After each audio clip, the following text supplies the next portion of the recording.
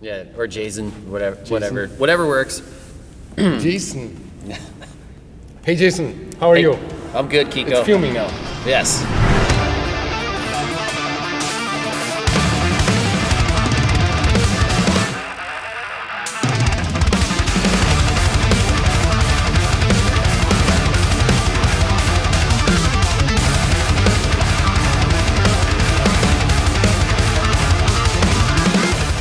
You're on my channel now. Nice. And we're here, we're here in Anaheim, California. Yep.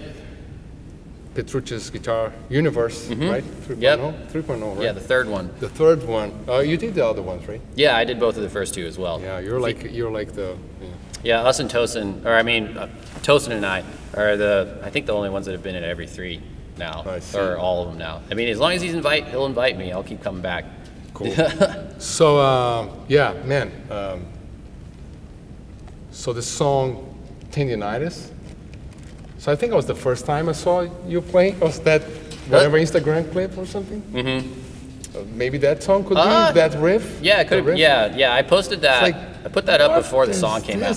Yeah, it was only the riff, something like that. Yeah. Yeah. Mm-hmm. Okay, yeah, I think it was. Yeah, I put it up and it was just. It's like so impressive, man. Thanks, man. I have to tell you. Thank you.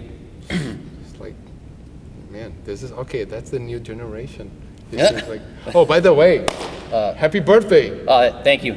Yeah, 30. 30, yeah. Finally. Yeah. So it's great memories, right? To be, you know. Yeah, it's pretty like weird. Having a birthday here at the camp with your guitar hero. Exactly. Say, right? Yeah, exactly. Yeah, I mean, I have a train of thought tattooed right there. So it's pretty like 14-year-old me saving up, or 13-year-old me saving up for my first Petrucci guitar, like mowing lawns and stuff like that. Really? Yeah, literally. Yeah, my guitar teacher would pay me like $70 to mow his lawn because he knew I wanted the guitar. So he would just like pay me way too much money to go do that to try and like help get there a little bit faster. $7 an hour to something like that. That's what it said. No, 70. 70. Yeah, to just do the whole lawn. That's the whole lawn. That's a good thing. Okay. Yeah. All right. Yeah, but no, that was sick. Then you bought the guitar. How long did it take to? Almost a year. Almost a year. Yeah, that's a lot of money. $1,700 is a lot of money for like 13 year old. Yeah. 13. Yeah. Mm-hmm. So that means that were you playing before that? I want to know. You didn't start with playing guitar, right? You didn't start playing guitar. No, I mean I'd always like dabbled a little bit. Like my dad had shown me like GCD, like just the basic stuff, and like a couple Blink-182 songs here and there, just like very straightforward shit. But piano was first. There was a nun that was like teaching me how to play.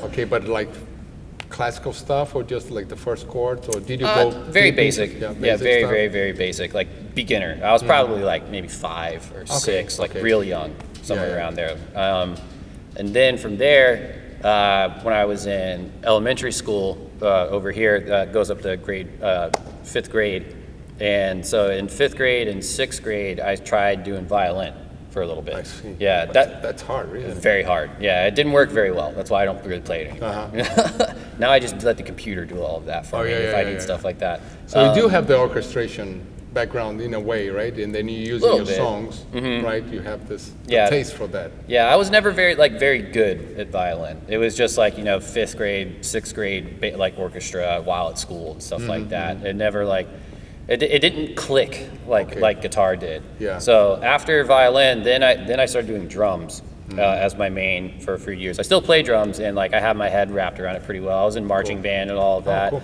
Learned rudiments of big marching band sticks and practicing on a pillow for all your rudiments to get like a lot of control and stuff. And then when I heard Train of Thought from Dream Theater, that's when I realized I wanted to. Yep, I want to be able to write songs, and I see. Yeah, and I couldn't do that, with just as drums as my main, because there's no notes or anything like that. So that's why I decided, I was like, all right, I'm gonna start learning guitar. My dad got me a Gothic Black Gibson Les Paul for Christmas. Oh, that's pretty cool. On my when I was 12, and then I played that thing to pieces. Like I remember I would have my shirt off, and it would just I rubbed it raw. There's a huge chunk of natural wood that the paint got rubbed off from me playing it. So how many hours a day? Like 11, 12 years old kind of thing? Around that? Yeah, probably around that. It was hours, every day. So you bought the John Petrucci guitar, you were 13. So I started, the Gibson was before? Yeah, the Gibson was when I was 12, and that's 12? what I first initially started learning on. So 1 year, playing several hours a day? Yep, and then I started taking lessons almost a year in. It was probably around 10, 11 months is when I started taking like formal guitar lessons from the teacher that showed me all the techniques that I'm still using now to this day. And then once I discovered, or once I started... shout out for this teacher because he's an amazing teacher. Yeah, Matt Mills. Yeah, Okay. I always give him credit where credit's due. Right. Yeah, So, yeah, he's the shit. He does online lessons and all of that stuff cool. too. Yeah. But yeah, so around like a year deep, he started like, you know, fixing all my technique and stuff. Like I was like forearm picking and like like everything wrong, like thumb way over the back of the neck, just lots of like bad habits. So fortunately, I didn't have years of muscle memory playing that way that I had to break. It was only like 11 months deep. So it was pretty easy to like adapt to like correct and proper technique, fortunately. And then about a year in from there, that's when I realized like I wanted to be able to play Dream Theater songs off Train of Thought, but I didn't have a 7-string and I didn't have 24 frets. Got it. Yeah. So that's why I started saving, because I wanted to be able to.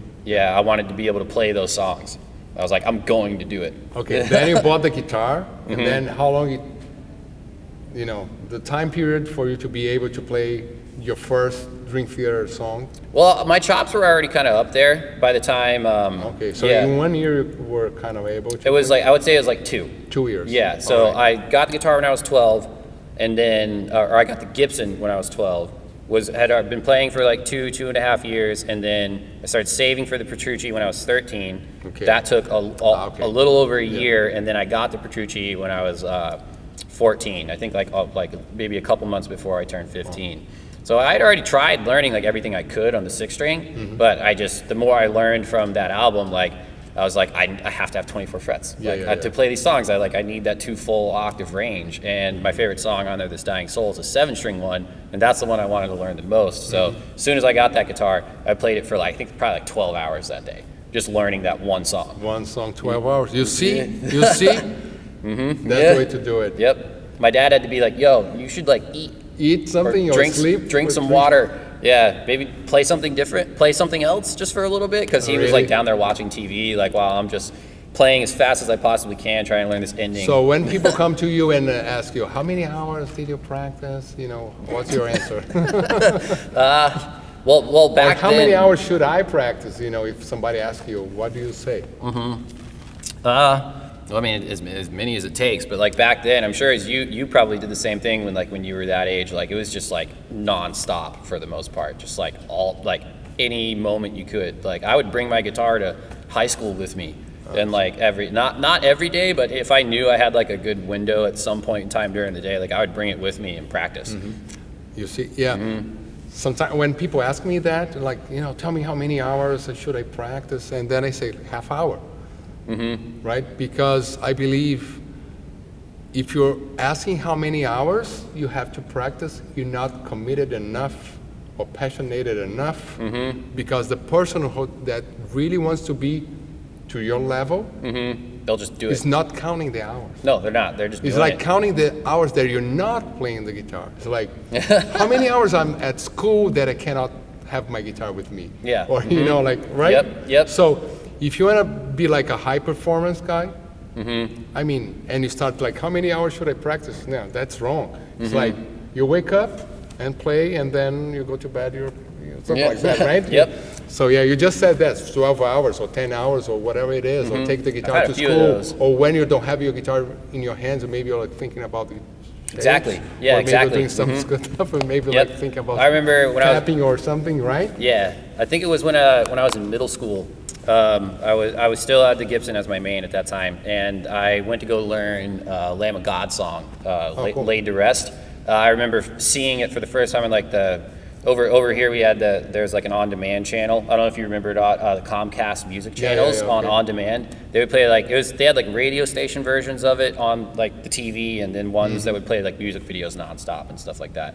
So I heard Laid to Rest for the first time, and in my opinion, besides like Dream Theater, that was like one of the craziest like metal riffs that I had heard at that time when I was like 12, 13 years old. I was like, I need to be able to play that.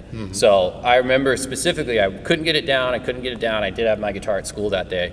And when I was at lunch, I remember I was eating there, and like everyone probably thought I was like weird or something was wrong, because I was literally just sitting there, just like eating, just like thinking about the riff, just like visualizing everything about it in my head, just nonstop the entire time I was sitting there at lunch. And then when I got back to class and my guitar was there, I had a moment to sit down and practice it, and I was just like, I was able to do it. Like I wasn't able to play it at all like before that, but then I just, when I went to lunch, I like only thought about that one riff nonstop. Because visualizing is like, it's so important. Yep. You know, you can practice without a guitar. Just visualize the scales or the phrase you want to memorize, right? Yep. I did. I mean, I remember the first shows with Megadeth, and of course, I was like, man, I have to memorize this 2 hours. It's a lot of music. A lot of music, and I remember, of course, I practiced, but I did just went for a walk. Just visualize, just thinking about imagining me playing. Visualizing the things, you know, because sometimes, you know, what's the other ways I can practice without, you know, like only mentally. Yeah, or just like because you need, your body needs a break every now and then. Like if you're playing too much, like you could, then you don't get you're not so much in focus anymore, because you did, you played 5 times the song, it's like again. So maybe you take a walk and then just think about it. Yeah, when I was doing the first album, my first solo album, like anytime I would like make good progress on a song, I would take a bounce out, and then I'd take my dog on a walk and just listen to it on my phone, like over and over and over again, to kind of just like make sure I still liked it, like it had like staying power, I wasn't getting sick of it or anything like that. All right, so that was it. So then you have the technique, then you were able to play all those songs. My vibrato definitely sucked then. But you didn't. That's something that's a thing that people struggle a lot, right? Because you're so much into the normally, right? In general, I'm saying. One thing that my teacher told me was like, you practice too much, right? The stuff, and then you don't. Yeah, one thing that my teacher told me, which I definitely like, you know, that now that I have been playing almost 2 decades or taking guitar seriously almost that long, was that vibrato and stuff like that kind of develops as you do as a player over time. Like you can sit there and practice it and try and get it down, but it's not really going to like become like your own until like a few years on. You just start getting better and better and better. If that did you kind of feel the same way? No. No? How to work for you? It's right, but I think it's more like, because maybe it's a player that likes the guitar players that have amazing vibrato. Let's say if you're a fan of Dave Gilmour or you're a fan of Jeff Beck, then maybe you lean towards that thing. You know, the nuances of the vibratos or the whammy bar, things like this. But for you was the speed and the technical things, right? Like for me. So then I went straight to the scales, and I want to get this, and then I was not really paying attention on the vibratos. Not of too those much players, at first, right? Because you want to play fast, you want to play the scale, you want to do the sweep picking, the tapping, whatever. And then the vibrato is not, you don't consider it an important thing. So maybe later, when you're able to do the stuff, it's like, you know what? When I do the vibrato, it sucks and it's out of tune or something, then I need to fix this, and then you notice. So I think it's more like, I mean, with our idols, you're playing fast, you want to play fast as well. You're not paying attention in the other aspects. That's why it's not really about being mature, because you could start, I want to play the blues, and then what really matters is the vibratos and then the stuff, you know. Like Gilmour or Jeff Beck. And bending in key too. That was another thing. If you like another kind of guitar player that's more like comping and grooving, you would think about the grooves, and right? Or if you like a guitarist that is more like a songwriter kind of, you're going to be focusing on the songwriting aspects and not the vibrato, not the speed or something like that. I would think like this, you know. And some other people is going to think about how they dress or all this stuff. I mean, it gets to that point where you do have to kind of pay attention to that. To everything, or the equipment, you know, what you know, all the equipment, or which guitar pick, whatever, you know. Okay, so then you start working your vibrato and yeah, like practicing and then bends and key, bends bends. and key and stuff like that. There's this one trick that I would always do. I can't remember if my teacher showed it to me or if I came up with it on my own, but I would like hit 15, for example, on the B string, and then I'd hit 14 and do a half step and try and make it sound like I'm not even changing frets. So just do like your muscle memory for your scale length of your guitar. So play just the 15 and then bend 14 to the 15. Yeah, but try to make it sound like you're not even hitting a different fret. Like just immediately, like ding, ding, ding, ding, ding, ding, just over and over and over again to lock that like distance, like that half step distance into your muscle memory. Okay. And then same with whole step, and then if you're feeling real ballsy, you can do step and a half and stuff like that. Yeah, changing strings and stuff like that. Yep, exactly. So you took as a practicing routine. Yep. Like, okay, that's an exercise. So that's my next question. So tell me about your practicing routine. Is there any? Now, no, not so much. No, back then though, yeah, like when I was first learning everything, I remember my very first lesson with Matt, who showed me like all the stuff I'm still using to this day, was the modes. That was my very first lesson, because I didn't like, I had been like exposed to scales and stuff like that, but not like that. Not like the formal major modes, all 7 of them. And then so he was like, all right, learn this, like just memorize them. Like don't think too hard about anything like yet, just get these shapes, like just memorize these shapes. And that's our starting point. And I came back 1 week later and I had done it. Yeah, I'd had all of them memorized and their names and everything. And I remember he was literally like, whoa, no one's done that. Like no one's come back that one week later after their first lesson and actually memorized all of them and their names and stuff like that. Yeah. Because like you can't move on like without that foundation, you know, like because you have to have that locked in, and then it keeps building and building and building from there. And then if you're not doing that, he's just going to force you to do that while you're there, and then you're wasting your parents' money, and everything takes way longer. So you have to want it, like essentially. So basically, you're like the 1% of the guitar students. You are too, yeah. I'm sure you were too.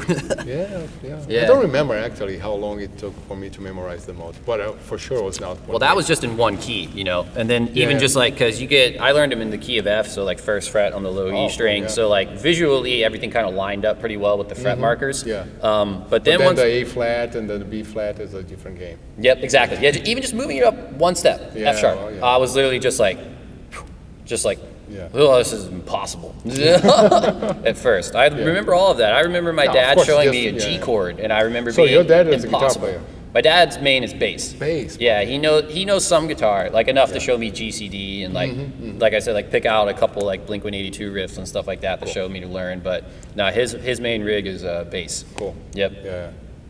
He Long loves hair the Beatles. father. That's cool. Yeah, that's because of COVID. Yeah. Oh, okay. Yeah. Yeah, he used to have normal hair, but then like once COVID happened and all of that, he was just like, screw it. I'm just gonna stop giving shit. Oh, that's interesting. My mom hates it. That's a good. So the practicing routine. You didn't tell me. So not yet. You wake up. Well, I was back in the day. Yeah, back then I was still going to school. Carrying the guitar.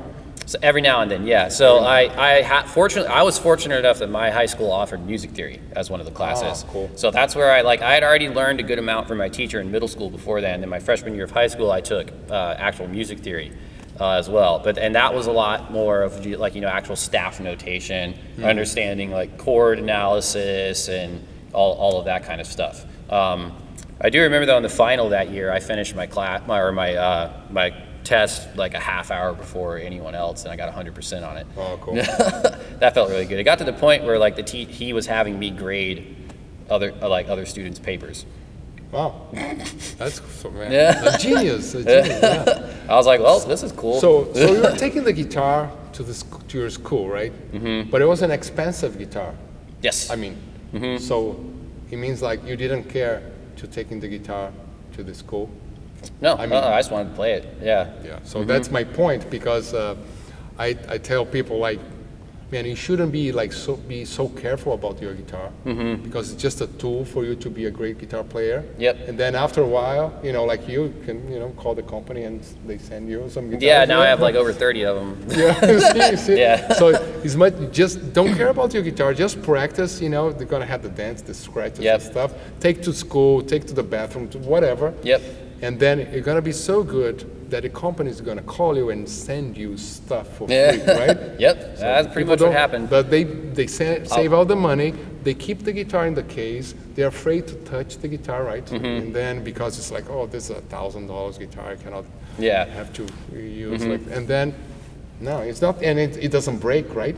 The guitar doesn't break? I mean, the very first dent I did get on that one though, I remember how it happened, I was very sad. Okay. I was very, the first very dent, sad. it makes you sad, but then the second, the third, Because it was stupid. How it happened was so... It's always like this. It was so dumb. I just had it in my lap, and I had this like overdrive pedal, and I was just like bending down to like mess with the setting or something, and it just slipped, and it just went like, ding. And it just like, literally just chipped the paint off enough to where I could see the wood grain a little bit, and I was like, are you kidding me? Because I had been so good with it, like so good with it, and that's all it took. I was just leaning over the pedal, and I just goes, so after the first one, then it's like, oh, okay, I haven't taken the guitar. We had it fixed. Oh, you fixed it. Yeah, So you're okay. So you like the pristine and yeah, I mean, I've stopped caring now. Like, I have a couple one-offs from Music Man of like some JP guitars, and they got some dents and stuff in them, and I'm just like, whatever. Like, okay. It adds character. Yeah. So exactly. Yeah. History. Now you have you should have kept the dent there because you would remember. You can still see. You can still see that it was there. Dover Drive. You can still see that it was there, but I was just so sad that like my dad went and found like a local guitar shop and they found the paint and stuff like that and just went over it. But you can still kind of see like a little bit of an outline where they fixed it. Yeah. Wow. Yeah. And okay, so the routine would be. Is there any like? You just play with an album, or would you warm up, or would you do like, okay, this week is about alternate picking, or this week is about legatos, or today I'm gonna only practice a specific technique or specific solo, stuff like that? Yeah, I did all of that for sure. I do remember there was one phase though where I was like, I was practicing one thing too much and like neglecting other stuff. I think it was chromatics, so like 4 notes per string type stuff. I think it was mostly from like Petrucci's DVD, Rock Discipline. Did you ever mess with that one? Yeah. So there's like a chromatic exercise in there that I was just playing relentlessly, like nonstop. So I was neglecting, you know, like any 2-string or 3-string type things.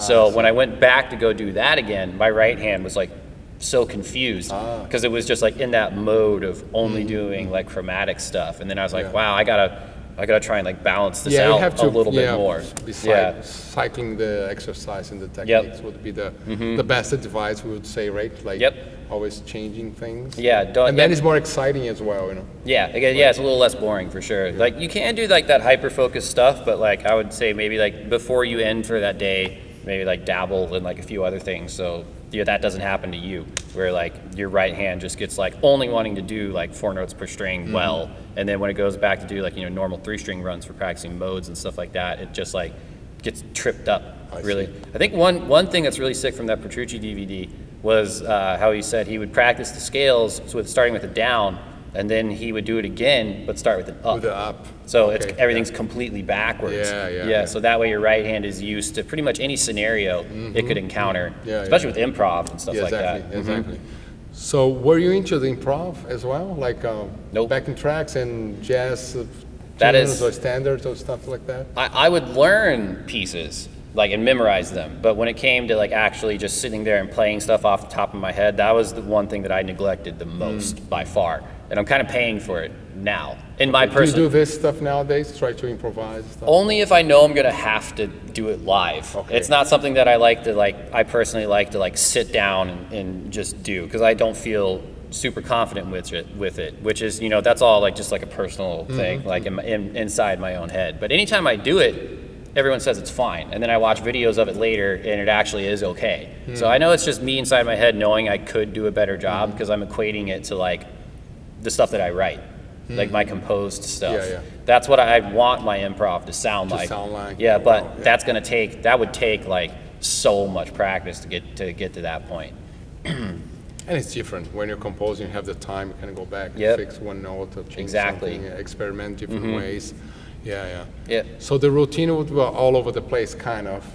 Well, I mean, But then- with fundamentals, I would, modes, other scales. Once you have the modes down, you move on to harmonic minor, melodic minor, Okay. all that Then- other stuff. Maybe like whole tone, diminished, the harmonic major, like all of that stuff. You would want to do that over and over and over again to really get that into you. And then once I had that down, like I think I had like 2.5 years of lessons with Matt, I think is what it was. And then it got to a point where he was like, I can't like really show you anything else. Okay. So Like we could keep Go. can Yeah. keep doing like You're ready.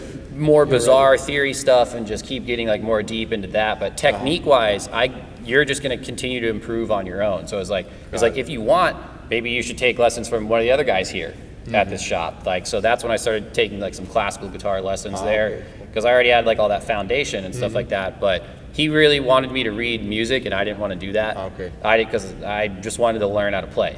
I like didn't really want to like learn how to read But then staff. you started composing. So right, was it like from this moment you start writing your own songs? So I started, when I first started like learning all the Dream Theater songs and stuff like that, and I would write everything in Guitar Pro. Wow. Yeah, so I wouldn't some of my very first like actual recordings were on my dad's Tascam 8-track. Okay. Yeah, I remember those. Yeah, not to a metronome or anything. It sounds real bad. Like, cause like I would play one thing and then just try to play along with it perfectly in time, and then the drums like perfectly in time with like one mic in the room. Yeah. So it's like, the recordings are out there. He has them somewhere, but it was literally just like an 8-track, and then he had some like old school Roland synth with a floppy disk drive in it. Yeah, I remember. Cool. And I would do all that on the 8-track. So that was like my very first recordings. But with the Dream Theater type stuff I was trying to write, I had like a 17-minute one that I wrote out all in Guitar Really? Pro. Yeah. Cool. I mean, I guess it's cool. Cool. Yeah, no, but I'm saying the song itself. If I were to listen back to it now, I'd probably be like, this goes on for a while. 17 minutes. Yeah, or something. It was pretty long. Yeah. And a Guitar Pro song. Yeah. And so about the song Tendinitis. So did you suffer with this tendinitis? Mm-hmm. Yeah. And then like playing that specific song? Like No. practicing that specific song? No, not that. That we just thought it'd be a funny name because of how bonkers the song is. Yeah. But I have had tendinitis twice in both arms. Both arms. Yep. So how fast is that song? That one is at 173. Yeah. So the it's pretty main fast. the main riff And why is 3 16ths. and not 4 or 2? The what? Why 3 and not 4 or 2? Because it was originally written at 176. Okay. And then we went to go try and play it. I went to go try and learn it and all of that. And Luke went to go try and learn how to play it on drums, and it was just too fast.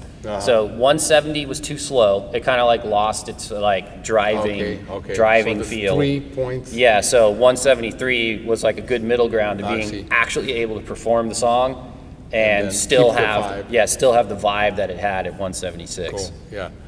So tendinitis in both arms. Yep. Okay, tell me about it. I never had in the right hand actually, just the left hand. But I'm lefty. So. Oh, you are? Yeah. Oh, dang, I'm I didn't know lefty. that. So when I was like 19, I started having some pain here in my wrist, and then I went to the doctor. The guy said, "This is tendinitis," and put a cast, like. Yeah, I've had to wear braces before. Braces? I never had a cast, but I would wear a brace so that way like, because I feel like sometimes too, part of that probably wasn't happening is, do you ever accidentally, like if you're going to sleep, do you do this on accident? Like if you're I would do that every now and then. To sleep like this? No, not like this, but like that's like, I don't know, if you have like a pillow or a blanket or something like that, like maybe one is just kind of like, which is really bad. Like having your wrist like that, like all night, like it's not like, it's like a subconscious thing sometimes for some people. And that I try to always now, like if I'm sitting there, because I have to have like a pillow and stuff to like keep my back straight and like all of that kind of stuff. But yeah, like with the blankets and pillows, like this. yeah, that probably, I used to do that, and now I consciously, if I notice that happening, I'll be like, all right, I'll just put my arm out like flat or something like that to prevent it from doing that. But I think what really did it back then, because I was gung-ho into working out nonstop, playing guitar all the time. I love video games. So that's like a lot of that kind of stuff. Okay, so, especially with like handhelds and stuff like that too. Sometimes they're kind of awkward to be holding for extended periods, and then So how computer many stuff hours on top of that. guitar? So like 12 hours guitars. How many Some hours days. playing? Okay, like 5 hours Yeah, guitar or something we'd like say that. anywhere from 2 to 5, depending on Okay. how much I had time. And then And the games. and then games, and then at school, in high school, instead of gym, we had weight training. Fortunately, so I'd like be there at school. I'd work out for like an hour and a half during But the that's middle good of for the day. it's good for your muscles, I guess, right? It's good for the muscles, not.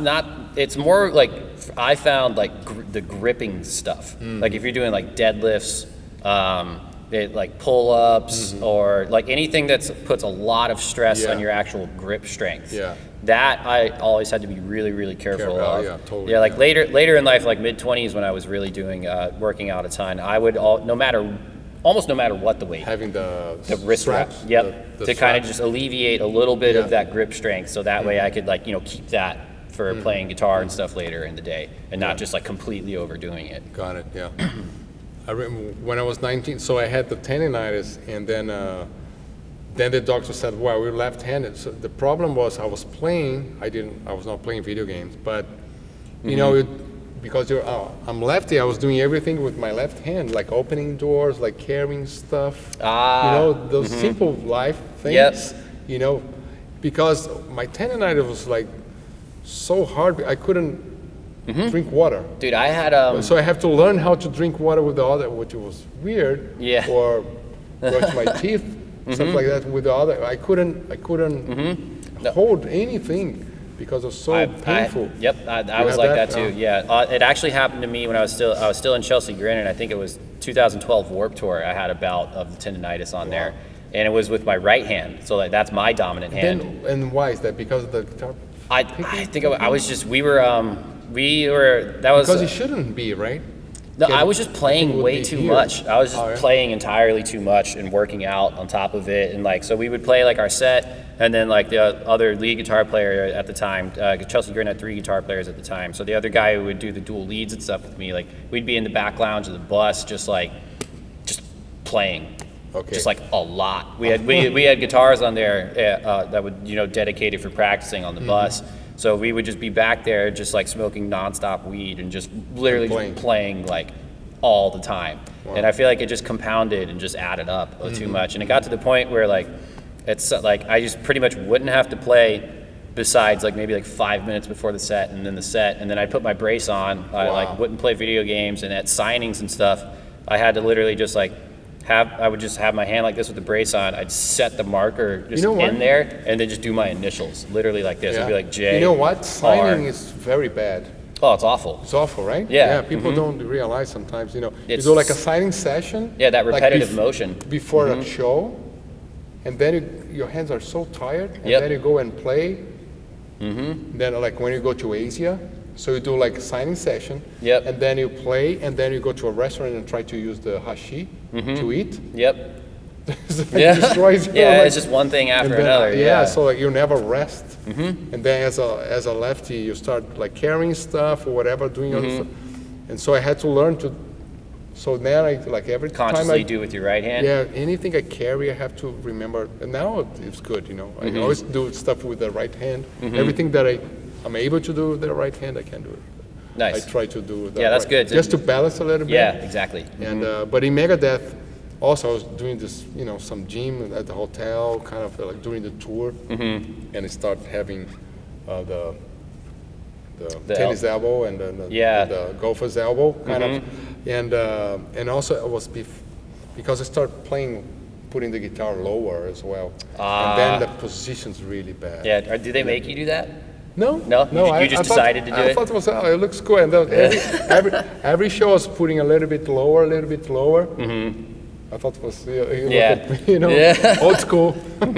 Yeah, I just with my left hand technique. That was horrible. Yeah, it should be more like a but with my Petrucci style. Yeah, right? with my left hand technique though, like I always try to keep my thumb pretty low on the back of the neck, so that way I can have like my hand doesn't really get like wrapped around it when it's like at that that's kind the right of angle. way to have. You know. So it's like, but I literally like can't play. So if it gets lower, like my hand starts to like do like that. Yeah, and then start forcing in a way that, you know, of course you're gonna have some kind of. Do you still do like if you got to rip like a real hard solo, do you go put your foot up? The thing is that the Megadeth doesn't have any monitors. So don't have anything in you don't have like stage risers or anything like that? Sometimes, yeah. Stage riser, yeah. Yeah. But it was just, it's kind of clean, it's kind of clean stage. Nice, yeah. So no that's always pedals, good. nothing. Yeah. So, so I realized that then I have to, you know, put a little bit higher, you know. Yeah, so, tendinitis is a, after, it's awful. Once you have it, you have to be careful for the rest of your life. Yep. And you like the only way to actually heal it is just by not playing guitar.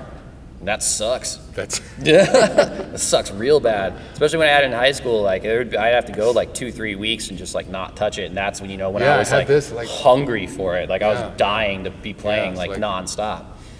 It sucks. Just taking like ibuprofens every now and then, stretching, like heat and ice and brace. We did. We did. I did all that. It's like straight physical therapy stuff. Yes.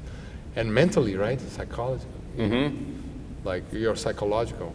Yep. So like you don't know if you're going to be able to play. Yeah. That's hard. Yeah, it sucks. It's the worst. Yeah. So that's why like I've learned from experiencing that. So what's your advice for not getting tendinitis? Just listen to your body. Like don't do the same. The first one I remember, the first time I got it, it was from practicing like a 4-note per string pentatonic exercise, and I was just doing it so much, and it was starting to hurt. I was starting to feel it like around like here in my wrist, and like I knew it was happening. I could feel it coming on. I just didn't care because I wanted to get the exercise down. I just kept doing it and doing it and doing it, the same exact exercise. So it was just, I feel like it was just too repetitive, the motion. It was just too much of the same exact thing over and over again.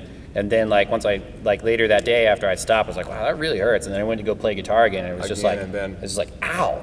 Like, and then it just didn't go away. Listen to your body, basically.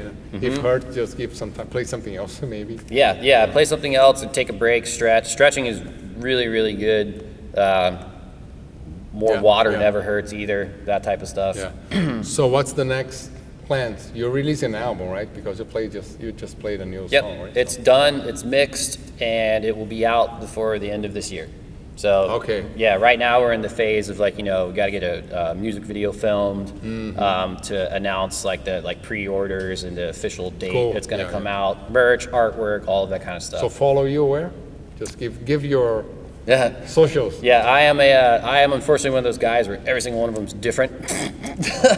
But like like Instagram's my main one, at Jason Richardson. I have a YouTube too that I'm trying to be way more active on, and that's just, I think it's the Jason Richardson guitar on there. So I put the link here. Yeah. Yes, or here. Or here. Yeah. Yeah, but those are my two main ones. The other ones I don't really care so much about. Okay. I have my site with all my like transcriptions and merch and stuff. JasonRichardsonMusic.com, and those are like the 3 important ones. Good stuff, man. Yes. Happy birthday one more time. Thank you. Tonight's gonna be the night. Yes, it is. We'll see what happens. Petrucci said he's gonna, give you a little bit of his special whiskey or something. Yeah, hopefully he's raffling it off, and he said he's making a condition. Whoever wins it has to give me some. Just a shot. Because it's my 30th 2 birthday. shots. Yeah. Double shot. Quad shot. Because you're like a new generation of composers. So, and I hear, and I can, imagine that, okay, those new composers, they're putting the machine to work first, because it sounds so perfect, and then very hard to create those things on the fly, like in a jam room. Yes. You're like playing with the drummer, having fun, and then you come with those ideas. It's hard. So probably you're like asking the Pro Tools or whatever Logic to play that thing, and then like tweak here and there. Yeah. And then, okay, that's the way I want. Let me try to play. Yeah. So is it? Yeah, for the most part, yeah. So like Tendinitis again, that main riff, for example, that kicks in like about a minute in after the intro. that started from, that wasn't even in my head at all. Like there was this arpeggiator that I programmed, and it kind of like builds as the intro goes on up in octaves, and then it kicks in, so it's already kind of in your head before that riff starts. And I just had the idea once I made that arpeggiator, I was like, oh, I wonder what this riff would sound like if I figured out how to play it on the guitar. So I just looked at the notes section of the arpeggiator. I had to pick and choose, because it jumps around in octaves like all over the place, the arpeggiator does. Yeah. So I had to kind of... have to put in the same octave? I had to pick and choose some notes to like, just like, do two of the same notes in a row. That's where the pull-offs in that riff actually come in. Got it, yeah. Is like, that's on the arpeggiator, it's like octaves all over the place, but I'd just be like, well, I can't, physically do that on the guitar, so I just ended up doing like a pull-off and then a palm mute on the open string or something like that. And then once I figured out how to play like the very first little bit of it, like real slow, I recorded it half speed, and then I 200%ed it and put double kick underneath of it and listen to it back to see what it would sound like, and I was just like, holy shit. Yeah. Now I have to learn how to play this. This is good. This is gonna suck. And then the 12 hours, and then the 12 hours, and then hopefully no tendinitis, but Yeah, and then I put I figured out that main part of the riff. I knew I wanted it to follow along with the chord progression of the orchestration that I had going on. So I put it in Guitar Pro because I didn't want to just like fumble around trying to figure out exactly how I wanted it to do. It'd be easier, at least in my head and visually, to just see the riff like in tab form and then cater the notes to the chord progression from there, and then I relearn it. Got it. Yeah. And that's pretty much how that whole riff came to be. Yeah. So other songs that you do like this? Sometimes, yeah. Like the anything that's really crazy, that's crazy kind of how I go about it. There's another solo on my song Retrograde from that has Spencer Sotelo from Periphery doing vocals on it. And there's this really insane string skipping part in there. And that idea came from, so there's a lead earlier in the song that's kind of like eighth notes and slower. So I had an idea. I was like, I wonder what this slower lead would sound like if I learned how to physically play it as if it had like a chase delay on it, like, a dotted eighth, like where you play everything real staccato and the delay fills in the gaps. So I laid that riff or that solo out in Guitar Pro as 16th notes with rests in between each one. And then I would go like a dotted eighth ahead, 3 notes ahead, look back 3 notes and put that note there. And then I just so on and so forth throughout the whole thing. Listen to it back, I was like, yeah, that's sick. But now I have to learn how to play it. It's got like all these crazy jumps from like the low E to the B string, and like it was a bitch to figure out how to like perform well. Then you can compose like crazy stuff. Yep. I think the old school style, not using, the old school would be like you play something that you think is good, and then you try to record, and then, but sometimes you don't hear the final product, because like this you're hearing, okay, that sounds insane, and then okay, I'm gonna learn how to play. So I think the old school would be, okay, I will record like 60%, like full of mistakes, kind of, but you kind of get the picture how it's gonna sound. You have to imagine, you have to listen to yourself playing, badly, but you can, because it's too fast, but you can do it. Let's say you do a riff in 140, okay, it sounds cool, but it's gonna be much cooler if it's 170. But you're not able to play yet, but you know that if you practice, you will be. So then you kind of play 170, but badly. Just to see, or just to record the idea. So that would be the old school way of an equivalent of doing this. So you record the idea, and then you hear the effect with a bad played guitar. But you don't care much, because if you practice, you can get there. But also you don't put 190, because then it would be impossible. So you choose a tempo that you think is going to be possible, maybe 160, whatever the tempo is. But that's the way I think I used to do the stuff. But then the song sounds different or sounds modern because uses this way of composing. Pro Tools Yeah. first? Yeah, I mean, it's Or just- like it's just- arpeggiator first, and then you practice? Yeah, it's just or using Guitar like Pro first? using modern technology to your advantage to get your ideas out. There's no right or wrong answer to any of that stuff. Yeah. But it sounds different. Yep. And like the end result, I think so, you know. Yeah, Tendinitis, that song started with just a piano part. Like, none of the guitar parts ever existed first. I see. They all stemmed from stuff I was doing with like the orchestration. Like that clean guitar part at the very beginning is essentially a combination of like a piano part, like a kind of like ostinato string part that's writing out like the fundamental of the chord progression, and then like a glockenspiel that's like playing a melody over top. And like once I had all that, I was like, all right, people know me for a guitar. I have to put a guitar part in here. So how am I going to do this? And that was when I like found out about Mateus and all of that too, and around that same time frame. And like, he's got such insane chord stuff that he's doing all the time. So my thought process kind of around that too was like, how could I kind of like take like his chord kind of vibe of what he's doing and like combine that with like everything that's happening in this orchestration that I got to like make all of this one guitar part encompass like everything that's kind of happening right there. That was what was in my head to create that clean guitar part. Cool. Yeah, I have a very good conceptual image of what you want, right? Which is very important for any artist or musician. Right? So, have a vision even before you were able to. Yeah, I just think people shouldn't be like afraid, with like admitting if they're half-timing anything in their writing process. I feel like some guitarists are just like, oh, I don't want to do that because I can't play it, I didn't play it or whatever. It's like, well, yes, you have to be careful with this writing technique and make sure in time you can actually play it. Play, of course. But in the pre-pro process, like you should be focused on the song, not pride or anything like that. It's the end result. That matters, not like, oh yeah, I tracked that full speed, man. Like okay, you're gonna re-record it anyway for a final product, so it's like just focus on the idea, and I'm not gonna waste 3 or 4 hours practicing this part to hear it back just to not like it. Like I want to know if it's worth putting the time and effort in first. In a way, it's the same. Like if you record badly played, but it just to have an idea of this is gonna work. This is gonna be cool. I can picture this in my head, but now. But also you can do like the fifth, half. Yeah, I do that all. I do that all the time, like, because I just want to get that idea down and in there, and it's cleaner.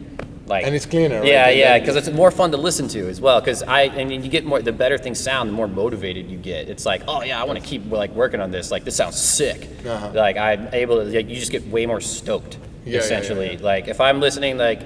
To my pre-pro and stuff, and like personally for me, in my opinion, like if it's a bad take or something like that, I'm kind of just like, you don't like it? Yeah. Well, I kind of learned to be like, it's not so good, but I can picture the thing because back in the days you didn't have the technology. You kind of learn, or even like when you're practicing. So by the way, Luke is like an amazing drummer. Yeah, he's a freak. Yeah. So do you jam with him to create stuff? Or no, we usually don't typically write like that. So when we don't have the jam like. I've honestly, in my own personal experience, I've never had like a good song come out of that. Anytime I've done that, we've always like anyone I've tried that with, we always end up scrapping it. But so the way that we work collaboratively together is like he'll come up with a beat or a drum beat or a groove or something like that, and give that. He'll come over and like program it out for me in Pro Tools, and then I'll write to that groove that he came up with. Like my song or our song Fragments, that started with just him giving me like a crazy drum beat, and then like he wanted it to be like like super fast, and I was like, let's slow it down just a little bit. So we slowed it down some, and then I was able to like make all these really cool chords so that were like accenting all the patterns and stuff that he was doing in there. So that's how that song started. I'm trying to think. On the new album, there's a song called Ishimura, and there's a whole like really intricate like breakdown pattern like 3/4 of the way in, and that was him. He improv'd a beat, essentially sent me the audio file. I dumped it in, programmed the whole thing out so it sounds like uniform with the rest of the pre-pro, and then I wrote to that. And then there's another new song on the album too called Byronius of the Fourth Order, that's just an inside joke. And that's like this Meshuggah pattern kind of thing, like similar to like bleed type of thing. And that started that song. So he gave me that beat, and then everything just kind of built around that from there. Cool. So that's usually how we work collaboratively together. Or if I finish something, he's like, if he has like input on structure or flow or something like that, if it's a good, I'll listen to it and said like, I would say it's probably more like I've used some of those ideas too, where it's like that song Ishimura, for example. There was one part at the beginning that repeated like one time, but when it wasn't finished, when the song wasn't finished, when it was still only like a minute and a half, 2 minutes, it made sense to have that part twice. But once the song was done, it was just like a bit too repetitive. So like I had tried that at first and I didn't like it, but then once it was finished, he was like, maybe we should cut that in half. I was like, I tried that before and I didn't like it, but now as I'm listening to it more, and the song's like, 5, almost 6 minutes, I was like, we can cut that. We can cut that second repetition of that section out, and it did help with the song, flow wise. Cool. Man, amazing. Thanks. Yes. Cool stuff. Let's eat. Yes, definitely. I actually think I have like 4 texts.